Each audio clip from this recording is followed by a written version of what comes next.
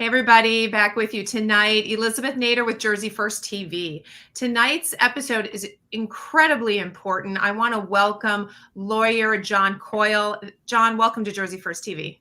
Thank you, Elizabeth. It's wonderful to spend my Thursdays on this side of the computer with you as opposed to normally just watching you and everybody else. I'm very proud to be here. Well, thank you, John. I respect you immensely. Tonight's topic is so important, as I have said. We are going to cover as best we can in a 30-minute format, which is not going to be easy. COVID and the workplace, COVID and schools, COVID and mandates, as many things as we can help people understand. You know, John, we've been inundated with questions at Jersey First about what are my rights? What can my employer do? What can my school do? A lot of questions swirling out there. And before we get started, I want to just, make a few disclaimers to the audience. You know, John is an incredibly successful attorney, he has his own law group in Morristown. He is now fighting these cases. He's been fighting for people's rights for a while, but it's an emerging area, right, John? I mean, we don't know a lot of things yet. Precedence is when things are litigated, and then therefore we start to see how the courts are looking at issues. So the first thing I want to say to everybody is we will do our best. John will do his best to give you what he does know today. This show is not an opinion about getting a vaccine, not getting a vaccine, wearing a mask, not wearing a mask. That's not the point of tonight's show. Tonight's show is about informing you as best we can as to where things stand legally in this state and in this country, and what you can expect as far as we know in the future with some of these open issues. So John, did I frame that okay? You did perfectly. There's a lot that's known and not done. I'll do my best to let you know and your viewers what I'm saying when I'm trying to extrapolate or what I'm trying to project from the law. But you're correct. This is an ever-changing field of law, and what's the case today may not be the case tomorrow. Right. But I can do my best, because the truth is people need to hear the overall answer. Doesn't matter what your position is on masks or vaccination or any of these things. Right. You need to know where to start, because there's too much misinformation that's out there. Right. And that's a good place for us to start. We want to start with some myth busting, because there are a lot of things that you hear, and we all, I guess, are playing lawyers here, trying to figure out what are our rights? How does this fit into the Constitution? What does this mean? So sort of off the top of your head, John, and if you forget any, I'll remind you, what are some myths that you would like to sort of bust or sort of set people straight on that you've been hearing? I think we could do this for another couple of videos and not cover everything. I think the real important thing that everyone needs to look at when they frame this question about any of these aspects of anything we're going on now is there's three parts to it. The first is this permitted? The second is, what are the rules or requirements for opting out, opting in, and conditions for it? And then the third is, if you get that, then what happens next? And that leads to framework of all these myths that people look about these. And the first one is whether or not requiring vaccination or masking is permitted. That's the first step. Is this something that's permitted under the law? And I will tell you that under the current government guidance for the EUA approval of these COVID vaccines, and there's a disclaimer there. The disclaimer is that there's a lot of people challenging these things, but I'm telling you what the official government's position is that these vaccination requirements are permitted in the workplace. Okay. And that's step one. That is clear law under the EEOC, which is the Equal Employment Opportunity Commission's interpretation of the implementation of these laws, right? And the EEOC is the federal agency, a part of the Department of Justice, that is tasked with implementing workplace discrimination. Right. Whether it's ADA for medical discrimination, the Americans with Disability Act, the Civil Rights Act for example, religious discrimination, or GINA for the Genetic Information Non-Disclosure Act. Okay. The EEOC is the federal point person for that. And as it stands today, the EEOC's guidance is these are permitted in the workplace. Okay. But again, that's not the end of the discussion. And I know that there's a lot of people talking about EUA, emergency use authorization. These have not been given full approval. Right now, the Department of Justice has said the EUA law allows these vaccines to be mandated. Okay. And I will tell you that there's a reading of the Food and Drug and Cosmetic Act that supports that. I've also seen people give an alternate reading that challenges it. And the purpose of this is not to tell you my opinion for what I think is right or wrong, but right now the established law is that these are permitted. That's So I think that's an important myth buster, if you will, that the emergency use authorization is kind of a non-issue right now that may be litigated, may not. Of course, we're probably going to see full authorization by the FDA on some of these, but regardless, you're saying it's really not a path that we can go down right now. Some people may be trying that, but as we see at face value, the status of the vaccine as an emergency use authorization does not affect the permission or the ability that the employers have to mandate it. That's 100% correct. And in fact, some of the few court decisions that we have had around the country have affirmed that. Okay. All right. So that's one. Let's talk about masks. Why are masks allowed to be mandated either in the public square or in a private business? This comes back down to a general question of push and pull in the law. Where's the government's boundaries with respect to public health emergencies? And the laws have historically been written in such a way or interpreted in such a way to give the government broad latitude for interpreting what to do in a public health emergency. And in some of the cases that went to the Supreme Court in 2020 during the first round of COVID, so to speak, you saw the courts taking a very hands-off approach, and it's for a reason. The states and federal government are set up with health departments, the State Department of Health, the FDA, the CDC, and the courts say, quite frankly, a judge sitting somewhere, whether it's in Supreme Court in Washington, D.C. or in Trenton or anywhere else, is not in the best position to be on the front lines in terms of evaluating this. That, quite frankly, every aspect of this that we're going to talk about, there's competing science on both sides. Right. There are a long list of people who say you must do this, and there's a long list of people who say you can't do this. Right. And the judges are like, I'm not weighing this. That's so unfortunate. They're default, which is why we're seeing the difference in all the states. They're defaulting really to the Department of Health in the states to a large degree. And the other question people have, it maybe is a myth buster question, is a mask not a medical device? And is it or is it not? And we see on the box of a mask that it says it's not intended to be used to stop the transmission of COVID. So how does that play in? So the mask in and of itself is not a medical device as authorized by the Food and Drug Cosmetic Act. The question gets a little trickier when you talk about how it's applied, right? Mm-hmm. Pre-COVID, you could have gone to Home Depot and bought these exact same masks. Right. You could have bought these. I mean, KN95s were at the paint store for people using paint fumes. Right. They weren't medical devices in that sense. They obviously had a medical component or a medical aspect of this, but these weren't medical devices. And the same thing with the typical paper mask that people commonly wear, or even these cloth masks. Right. It gets a little closer to the line when people talk about it's being ordered for this particular use. Could that make it a medical device? And the answer is maybe, but But backing up to this, there is a difference between something that is approved as a medical device as under the emergency use, whether it's a vaccine. And by the way, this predates COVID. Right. On the emergency use authorization list, there still are vaccines or shots for things that are from years and years ago that just have never gotten the final set of approval. Right. Okay. But these respirators are also like the intubations are also part of the emergency medical devices. Okay. All right. So the myth we're busting there is that it's not really seen as a medical device at this point. Therefore, an argument that I'm being forced to wear a medical device and I need informed consent. And that whole trail that we can go down really doesn't apply, and at this point hasn't been a legal avenue to take. Now, having said that, informed consent is a big deal to a lot of people. I want you to look at it two ways. Yep. One, and I've had this direct question: how does a Nuremberg code fit into this? Which, of course, we know is about the necessity to protect people from being subject to experiments, being subject to medical interventions that they don't want, that people need to voluntarily consent. So how does that play into this at all? Right. The idea of medical consent is a foundational value in our entire culture and Western medicine and every aspect of life that we have. I'd like people to, if they could take one thing from this, is to actually take the word Nuremberg Code out of their vocabulary. Okay. And I say this for the following reason. It is a phrase that was not primarily used for the best part of 50 or 60 years, and for a good reason.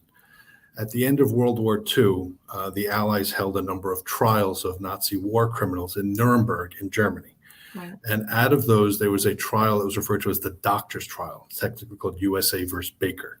24 different defendants who were accused of conducting medical experiments in the concentration camps. And some of them weren't actually really treatment. Some of them were just really, you don't need me to go into tell exactly what was going on. Right. And in the course of that trial, which took quite a long time as these things played out, it became a question as to whether or not these doctors could say, I was just doing medicine.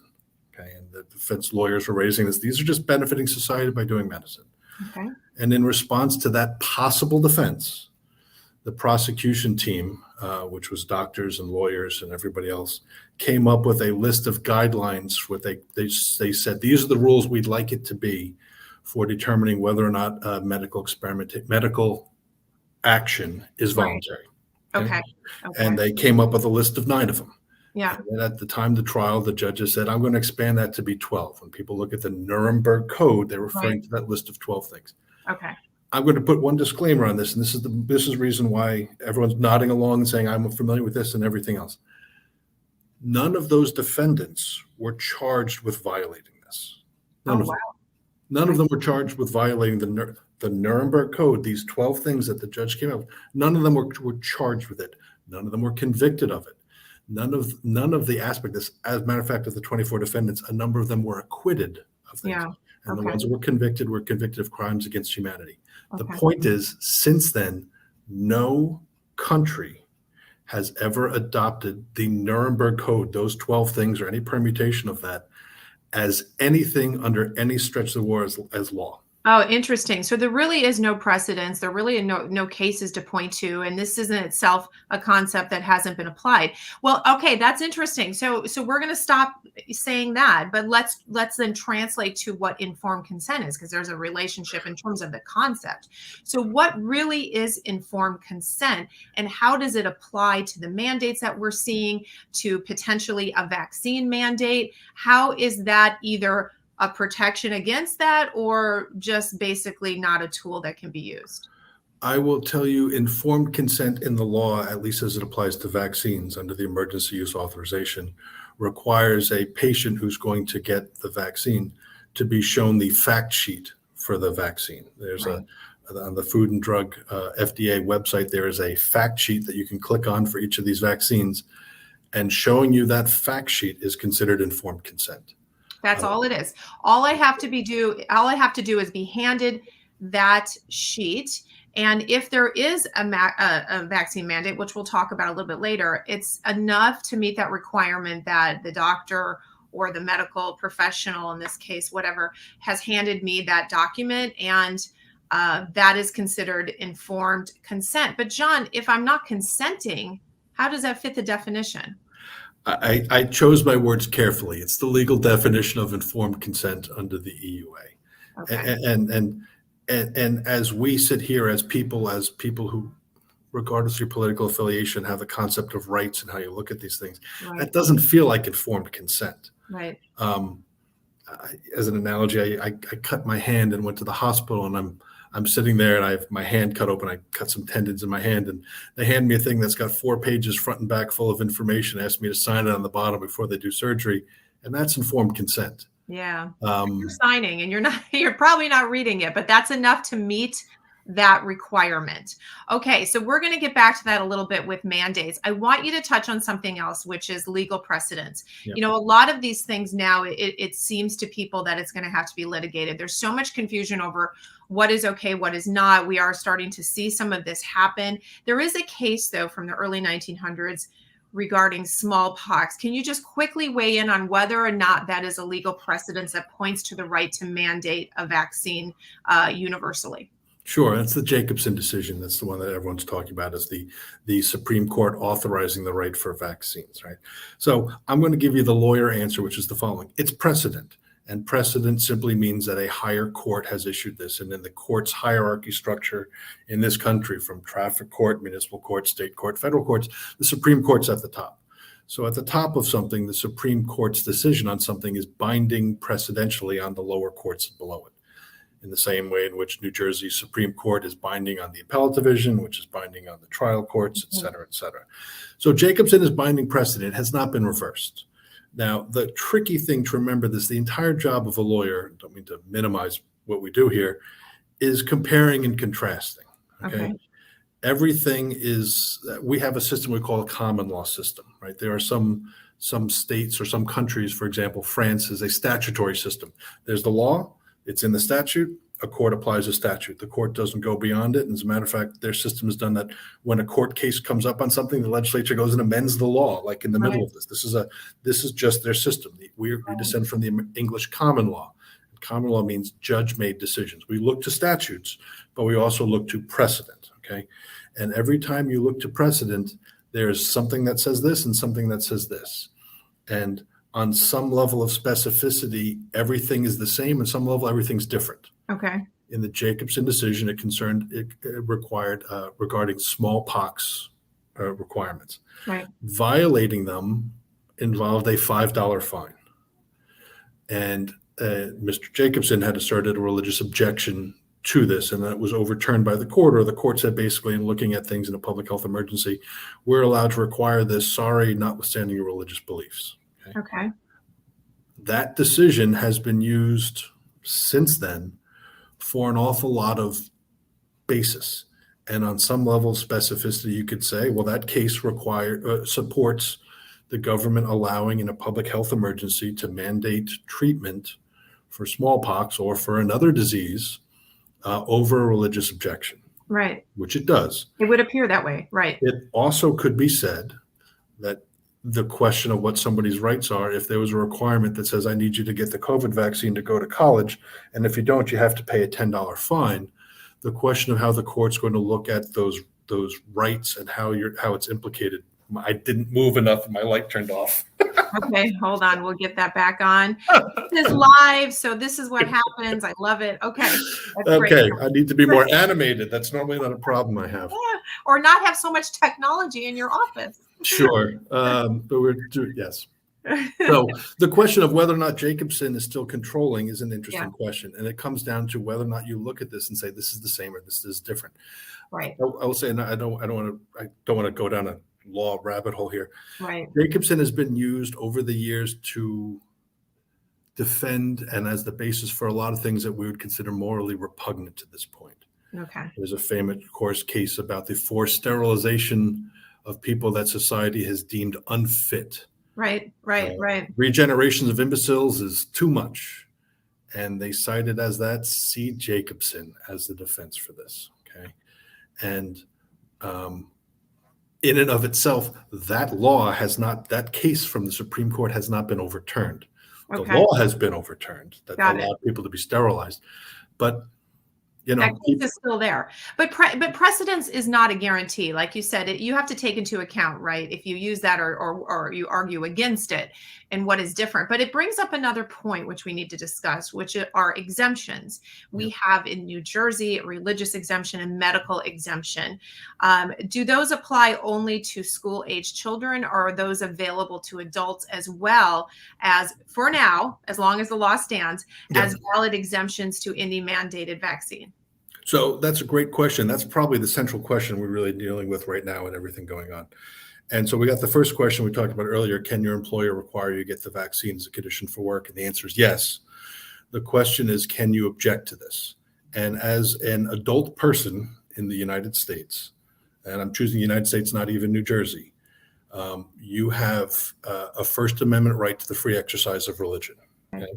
And the EEOC, the Equal Employment Opportunity Commission, has held that the Civil Rights Act, the 1964 landmark legislation that took on discrimination and has evolved over the years from racial discrimination to religious discrimination to gender, ethnicity, and everything else along the way, and sexual identity, protects religious rights. Okay. And the EEOC is crystal clear, pre-COVID and post-COVID, employees sincerely held religious objection to mandatory vaccination is protected under the Civil Rights Act.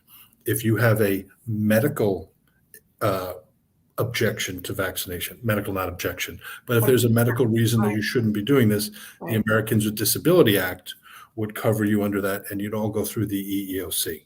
Okay. I chose my words because they're intentional, sincerely held, Right. religious objection. Right. Right. But having said that, there is no test for religious tenets. Has the Supreme Court weighed in on that? In other words, how would one go about proving, or would someone try to disprove your religious beliefs as a tool for you to have that exemption? Where does that get argued? Yeah, and this is where I'm seeing the biggest confusion and the biggest possible abuses. And I won't say abuses judgmentally, deviations from the law. And I think a lot of this is from employers who are looking for honest answers to what they should do and what their tests are, and employees who are trying to figure out where are the boundaries of what they can do. The Supreme Court has weighed in on this a number of times, mostly in the context of not vaccination, because there aren't a lot of vaccine cases in the law. Right. But there are a lot of cases talking about religious objections to everything from prison practices to specific things. There's ones that come up where somebody works and they change their religion, and now they need to ask for a Saturday off or a Sunday off to accomplish their religious belief. And their employer says, no, you're fired. Right. All these things come up in different ways. And I will tell you, the Supreme Court's test is it doesn't matter if your belief is the subject of something you could name, Catholicism, Judaism, right. Islam. Doesn't matter if it's one of those things. It doesn't matter if you are a participant in one of those religions or an adherent to those religions. If that religion says this is not one of our beliefs, right? That doesn't matter either. Doesn't matter, right. What matters is this a religious belief in nature? And what that means is, does it deal with the ultimate issues of life, death, where are we here, why are things like this? If it is dealing with things of a greater metaphysical sense in you, it's considered religious.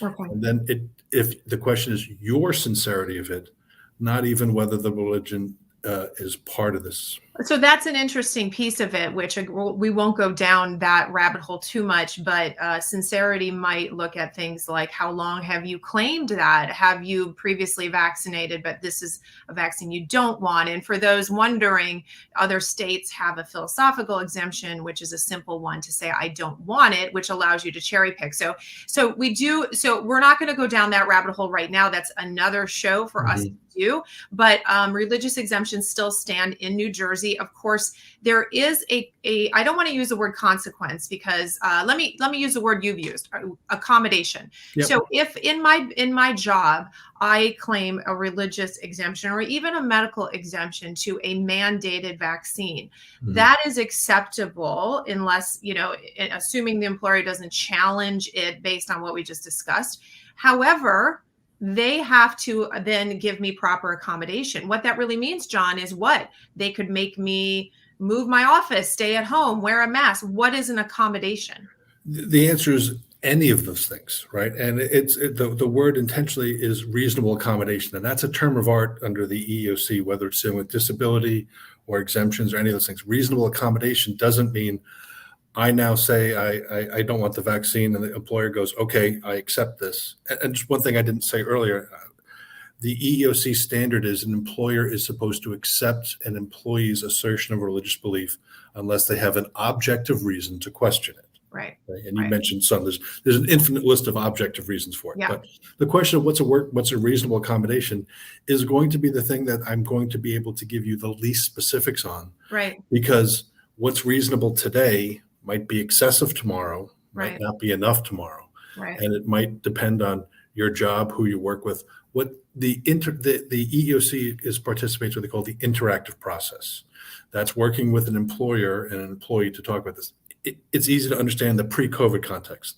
Right. If you wind up confined to a wheelchair for some purpose and your job is on the second floor of a building that doesn't have an elevator, and you say, I have now a disability under the Americans with Disability Act, I'd like you to move to build an elevator for me. Right. And one of the factors the EEOC considers is the impact on your employer. Yeah. And in that case, I'm going to tell you, they're not likely going to be able to make them build an elevator. Right. Right. They might say, we can move your office to the first floor, but what if that's not the nature of it? Maybe we can modify your time in some way. Reasonable means so many different things, Well, right? and it means, and the way you're describing it is, on the one hand, what someone is asking of an employer, and really what we're talking about ultimately will be what the employer asks of you. So let's Yes. stick with employers for a little bit longer here. A couple more questions for you. HIPAA. Now, Mhm. people have been claiming HIPAA, meaning that your medical records are private. And so now we've got this question where employers and restaurants and others, and we'll get to that in a minute, but let's stick with employers, are asking, have you been vaccinated? And they want to know this. And is that legal for them to ask that question? How does HIPAA apply, or does it in the workplace? Right. HIPAA is one of the most misunderstood laws that we have. It's one of the most important, but also one of the misunderstood. HIPAA applies to your medical professionals and to people who handle medical records for you. So HIPAA means your doctor can't, if somebody calls up and says, "Hey, how's what's up with John?" Your doctor can't disclose that. Okay. Okay. HIPAA applies to your medical professionals, period. It extends to people who otherwise see those records. For example, your insurance company. They get your medical statements and things along those lines. HIPAA binds them. And your employer, if certain things come up through them, HIPAA binds them. HIPAA doesn't bind the world from not knowing your information. You don't have a HIPAA right.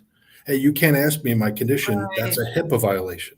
Right. No, no, you Wow. can't ask my doctor is a HIPAA Misunderstood. violation. That You we can should ask me.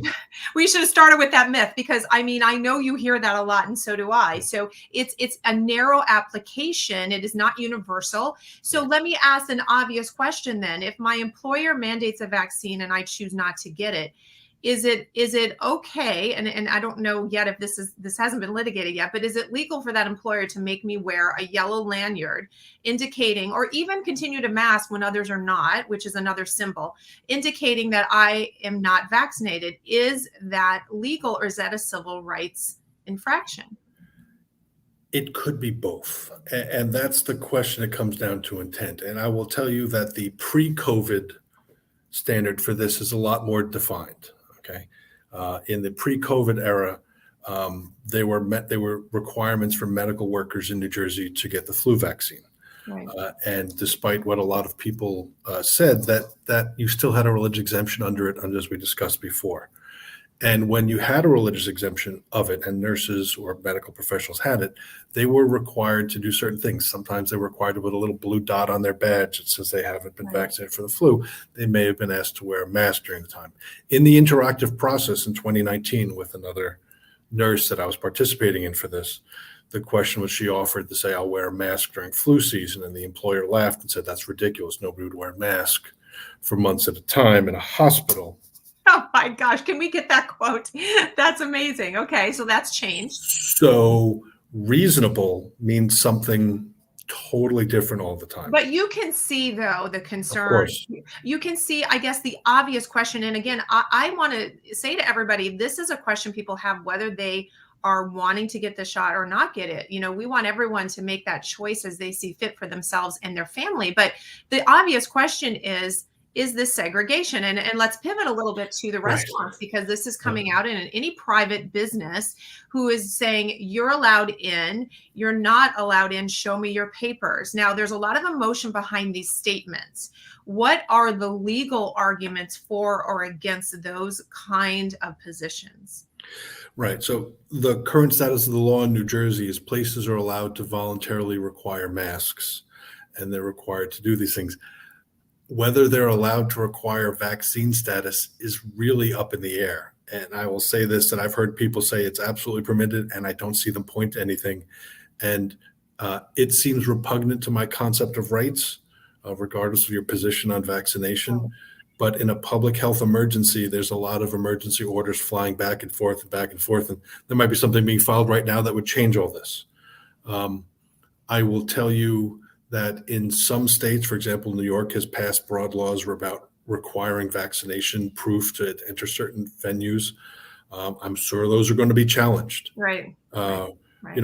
The discrimination question is a really tricky one, and I could speak to about how a recent court decision from Indiana Yes, thank you. challenging this talks about this, right? Yes. And the question is, so in New Jersey, since I know we're Jersey first, some of the colleges have handled this differently.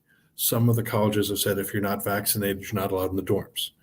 And there's another college that said if you're not vaccinated and you're given an exemption, there's a non-vaccinated dorm. Right. And is one discrimination and is another discrimination. And they both are, and they both aren't. And it comes down to, is it better to say no one's allowed in the dorms, or is it better to say you all have to be in these dorms? And I don't know the right answer. I sort of, in some sense, feel sorry for these colleges who are trying to figure out how to do this, because I was outraged that they weren't allowed to be on campus. And then I was more outraged that they had to be allowed to be on campus, but in a segregated building. Right. And I don't know which is actually more violative. Right. So what did the Supreme Court decide with Indiana? Tell us. Well, actually, before the Supreme Court, I'll promise not to go long.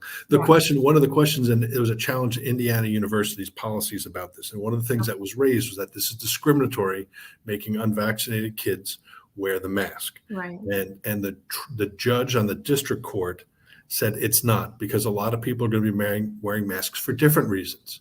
There's people who are not going to be wearing masks for religious objection. There's people going to be wearing masks for medical exemption. There's people going to be wearing masks because they're afraid of COVID. The fact that you're wearing a mask is not a stigmata of discrimination. Okay? It's an interesting take on it, but that's how this worked up. And it went to the Court of Appeals and up to the Supreme Court that this week denied it. Denied the appeal. Now, I need to be clear, and this is where we get in the legal question. This was a request for an injunction. Yeah. Right? And what that means is when you're asking for a court to interrupt something, people are asking for, you have to stop this policy, you have to do this, everything else. When you're seeking a court order to stop somebody from doing something, an injunction, you bear a much higher burden than you do with just winning. Sure. Right? And the court in that Indiana case said you don't meet the standard for an injunction.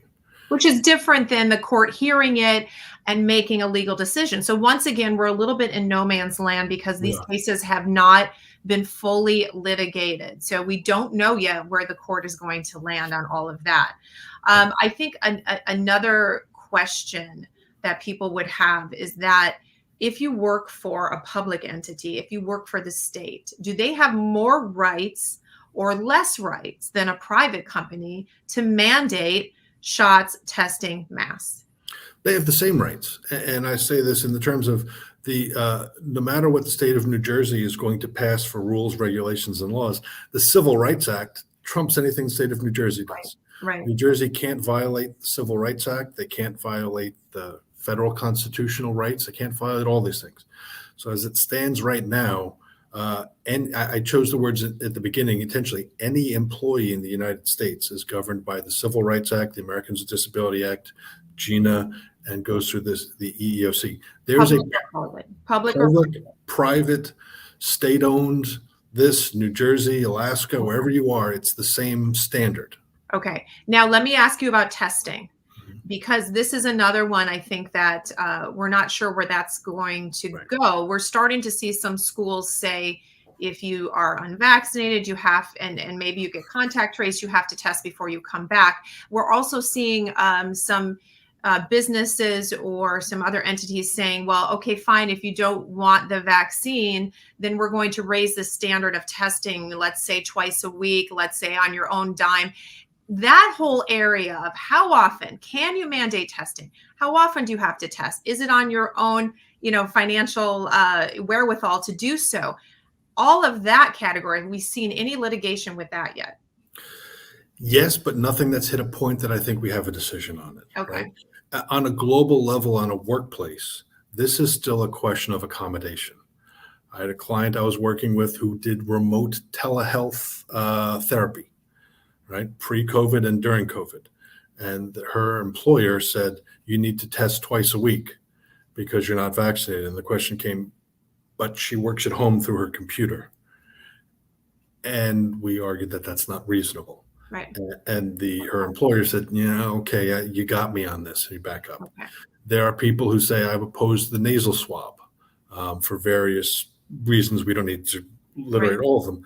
There are some people who have a religious objection to the nasal swab because there are certain bases for that. And that becomes an accommodation question. Right. Right now, the time, place, and manner of the testing and who pays for it is subject to those same words. You're going to hate hearing me say, which is reasonable accommodation. No, I think that's helpful, John, because as people try to navigate this landscape and understand what their rights are and are not, it's not so easy. But if you use those standards to say, okay, that seems unreasonable to me, then that would be, if I came to you to help have your legal assistance, we would be having that conversation. Why do you think it's unreasonable, and do we think there's a good argument? So I think it's fair that you keep coming back to that, because it helps people frame rather than have this sort of emotional response to what's going on. But I have to tell you, though, there is a lot of emotion. You know that. Yeah. There's a lot of fear. And no matter your choices, there is this sense that freedom is sort of on the line, at least freedom in the way that we understood it, or our rights in the way that we perhaps either took for granted or simply presumed were a certain way. I want to ask you this, and we have to close, so we're going to have to do this again, John. Also, because literally in a few weeks, things will change. We will see some vaccines get approved for full use. We'll start to see some more decisions come down. So we're going to have to do this again. But I want to ask you, for those that are listening who are confused and scared and not really understanding their rights, do you see any wins on the horizon as it relates to protecting the rights of individuals to make these choices and not creating a secondary society for them, a second-class citizen standing? Are there some wins that you can point to? There are. I think there are a lot more small-scale wins that people don't even realize. Across the country and across the state, there are person after person who are saying this policy violates my rights, whether it's medical or whether it's religious. And those are being fought. They're not being fought in the newspapers, they're not being fought in the headlines. And employers are, in a large sense, I'm trying to be generalized for a reason, are respecting people's rights when properly asserted and complying with the other standards for this like that. Right. There are thousands of people, maybe even millions of people right now who've had those victories, and they have their jobs as a result of it. And those are victories. People are winning these victories. If the answer is there a big decision from the Supreme Court that says you can't mask this, or even a validation that says you have a 14th Amendment right to body autonomy, that win hasn't come. Right. That win may not come. That win may not come soon enough. But on a person-by-person basis, on an institutional level, these are victories. Yeah. And make no mistake, there is hope for people who believe in rights, regardless of your thoughts about vaccination, regardless of what it says. If you're an American and you believe and respect rights, those are being validated every day. That's good to hear. And, it's also interesting, the kind of country we are, sort of the magic of the US is that the states are so different from each other. And we're seeing different state governments deal with things differently, which sort of makes it difficult for the federal government to, for example, mandate a vaccine passport or, in some way weigh in on interstate travel and all of that. I'm sure that those things will all be discussed and all of that, but the uniqueness of the United States is just not a one size fits all. So that's going to be a legal battle too, right? So there are many things that we have to talk about. John, I want to have you back. I know there are a lot of people who have some really valid concerns and fears, and there's some people that frankly need to get into some litigation in order to see what their rights really are. Are you still taking cases? I got to imagine your phone is ringing off the hook. Can you give people an idea of what kind of cases you take and how to reach you? Yes, I'm still taking cases because, as buried as I am, I'm mindful of the fact that anybody I turn away is somebody who may lose their jobs or may have their rights compromised. Yeah. Regardless of your feeling about this, and I'm not alone. There are a lot of attorneys, and a lot of us are working together and trying to help this. And it's hard because I try. And when something came up, I had an emergent hearing the other day. In the middle of it, my phone kept ringing and I couldn't answer it. Right. I am still trying to help, particularly if you don't need something tomorrow. I'm in a better position to help you than you are for there. The best way to reach me is by email. My email is jcoyle, first initial, last name, @coylelawgroup.com, all spelled together. I'll get to it. I have a staff of people working with me to try to triage my inbox. Yes. And my paralegal works really hard to stick a piece of paper in front of me every day that says, these are the emails you need to look at right now, because you can't even look at them. Wow. We're all trying our best, and there are a lot of people trying it around the state. And there's a lot of people who need help, and I'll try to help everybody I can. Well, listen, John, we appreciate you, your approach to all of this. You're intelligent, you're well informed, and I know you're fighting hard. You've had some difficult cases recently, and that's another show. So I don't know, John, maybe we got to be on every week, right? But you've had some challenges, and we appreciate that. Again, Jersey First is all about fighting for families, fighting for businesses, fighting for your rights and your right to choose to do what makes sense for you and for your family. But we will start to see all of this litigated, and it'll be interesting to see some of these cases come out. John, we'll have you back. Thank you so much. I can't thank you enough for your time and for your insight. Elizabeth, absolutely. Anytime you need me, I'm here. Thank you, All right. everyone. You got it. And to my audience, guys, have a good